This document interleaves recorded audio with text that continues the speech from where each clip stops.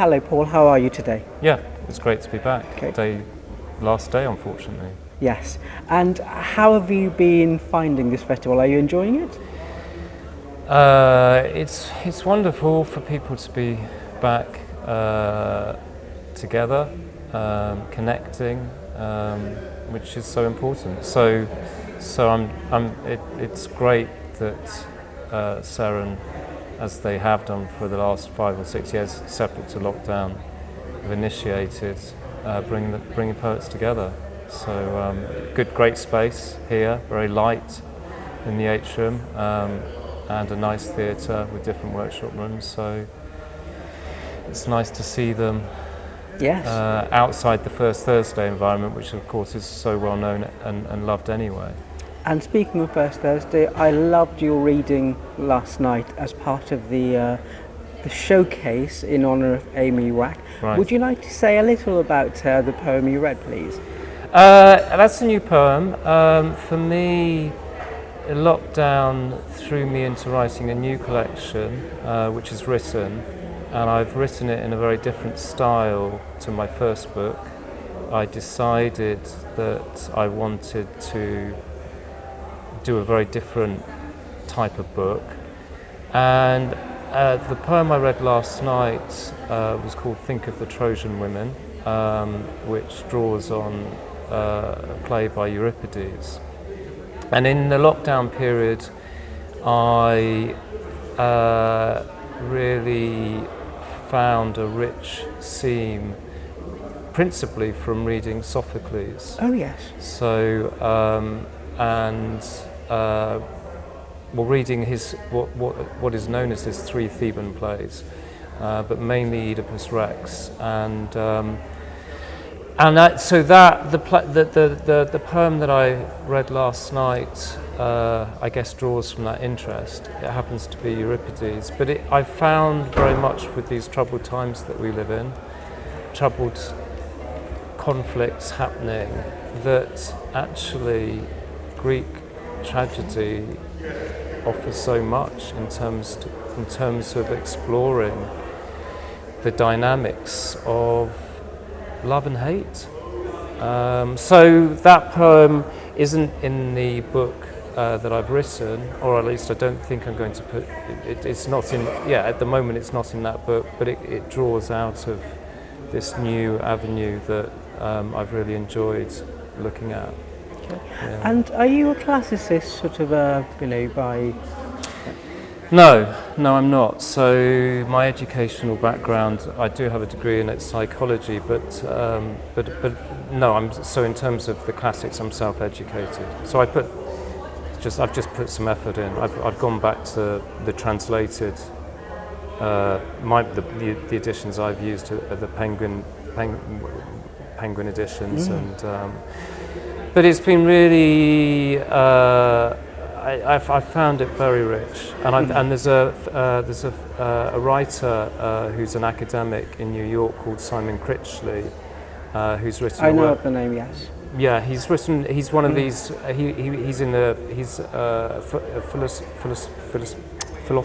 philosophical lecturer, School of Philosophy. You can't say it, but he's one of these people that in his knowledge of whether it's existentialism or Western philosophy, he's also explores themes of football.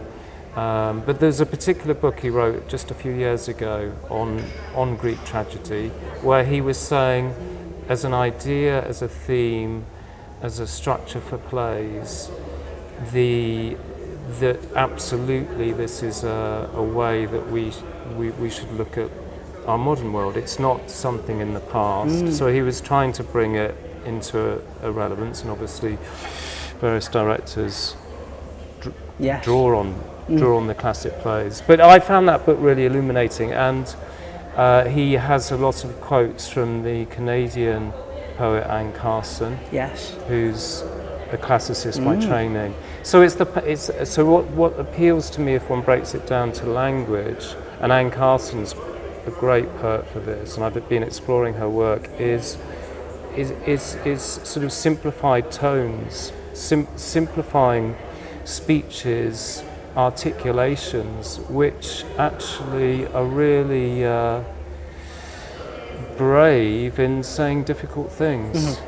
And that's where I found it interesting. I submerged myself in David Jones over the pandemic, Okay. who obviously was sort of very much influenced by the classics, particularly sort of Greek comedies, Greek sort of most people tend to go for tragedies, Yeah. but he was particularly interested in comedies. But overall, he was interested in the classical world, and that influenced into his epic style of writing. It's interesting, isn't it? So it's been a long time since I've looked or read David Jones, and I know also, obviously, he used to do his very interesting art illustrations. And there are some etchings at the National Museum in Cardiff. Right, yeah. Those powerful, multi-dimensional pictures where there's different threads, different myths he's drawing on.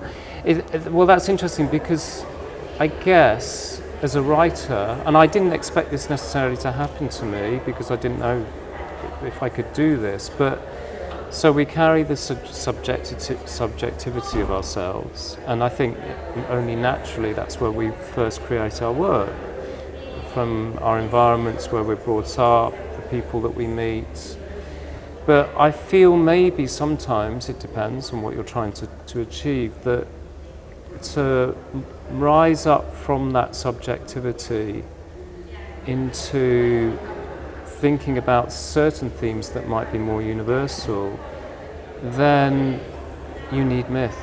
Absolutely. So, yes. And if I'm slightly out of that, this whole notion of subjectivity is actually very, very modern. So in classical philosophical tradition, subjectivity doesn't really, it doesn't sort of exist in the form that we know it. That came in pretty much from Enlightenment era onwards, really, in the shape that we know it. So it's but that is how we now relate to the classical world and classical literature. Yeah. Okay. No, that's a good point. Okay, Paul. It's been an absolute pleasure, and I really look forward to the new collection. Does it have a title yet, or are you still working on that? Well, it does. Well, I guess if one of the poetry editors named it last night, I'm sure I can say. So it's called My Father Was Never My Father. Oh, fantastic!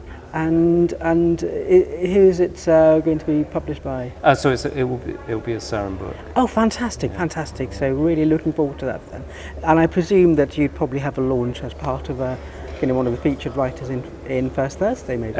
Yeah, I mean, those things have yet to be timetabled. Yes, yeah. Well, absolutely fantastic to meet you again. Thank you for chatting.